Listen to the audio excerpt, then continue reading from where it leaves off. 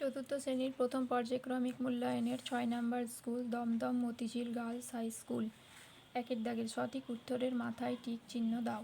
ক. আপন তেজে জ্বলতে কবিকে কে মন্ত্রণা দিয়েছে? সূর্য। খ.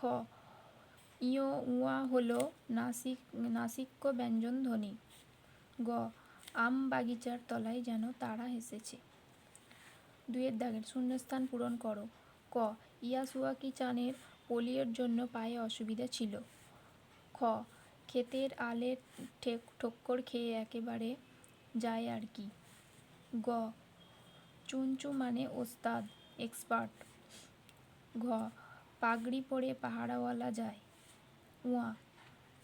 নেইকো তারা যেন ভাটার নদী। ৩-এর দাগের শব্দার্থ লেখো। ক. ইঙ্গিত, খ. সোজা, গ. স্বস্তি, ঘ.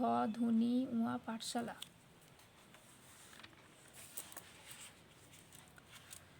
ক. ইঙ্গিত ইশারা, খ.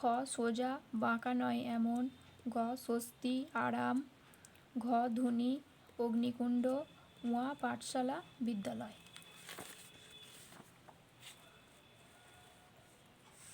৪-এর দাগের বর্ণ বিশ্লেষণ করো যে কোনো দুটি। ক. মস্ত,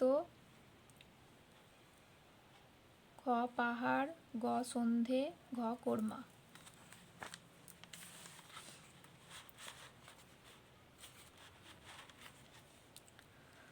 মস্ত, খ. পাহাড়, গ. সন্ধে, ঘ. কোরমা।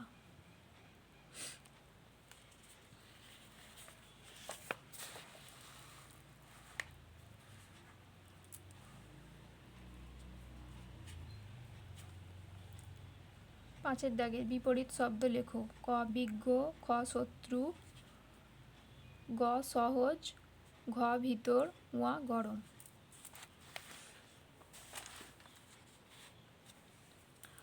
ক. বিজ্ঞ অজ্ঞ, খ. শত্রু মিত্র, গ. সহজ কঠিন, ভিতর বাহির, গরম ঠান্ডা। ৬-এর দাগের বাক্য রচনা করো যে কোনো একটি। ক.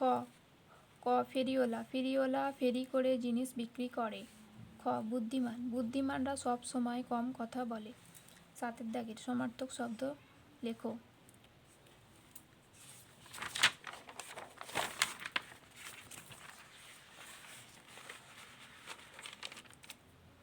ক. বায়ু, বাতাস, অনিল, খ.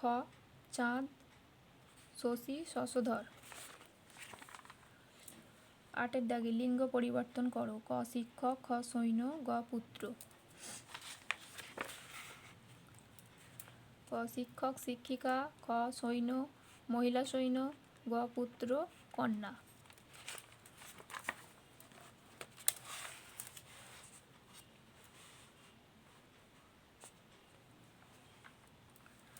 ৯-এর দাগে নিম্নলিখিত প্রশ্নগুলির উত্তর দাও যে কোনো ৫টি। ক.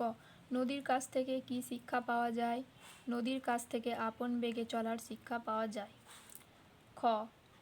তুমি যাও আমি কাল যাব, কে কাকে একথা বলেছিল? ছাগলছানা ষাঁড়কে একথা বলেছিল। গ. তোত্তচান মাকে কি বলে বাড়ি থেকে বের হয়েছিল? তোত্তচান মাকে বলেছিল ডেনেন চফুতে ইয়াসুয়াকি চানের বাড়ি যাচ্ছি একথা বলে বাড়ি থেকে বেরিয়েছিল।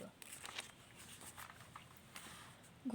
মিছিমিছি কি কি খাবার রান্না হয়েছিল?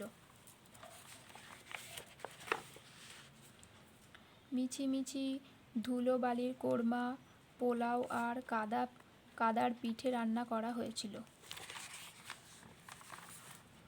উয়া. গঙ্গামাটি দিয়ে কি শুরু হলো? গঙ্গামাটি দিয়ে গুলি বানিয়ে তা দিয়ে পটগুলটি শোয়ার খেলা শুরু হলো। চ. কতকের জীবনে কোন বিশেষ দিনটিতে পরীর সঙ্গে তার দেখা হতে পারে? কতকের জন্মদিনে। ছ. রাতে কোথায় তাঁবু খাটানো হলো? পাকোয়া নদীর ওপারে বন কেটে তাঁবু খাটানো হলো। বর্গীর জ। সারা দিনের শেষে বাড়ি ফেরার পথে কবি কি দেখতে পায়? সারা দিনের শেষে বাড়ি ফেরার পথে কবি দেখতে পান বাবুদের মালি গাছের যত্ন করছে।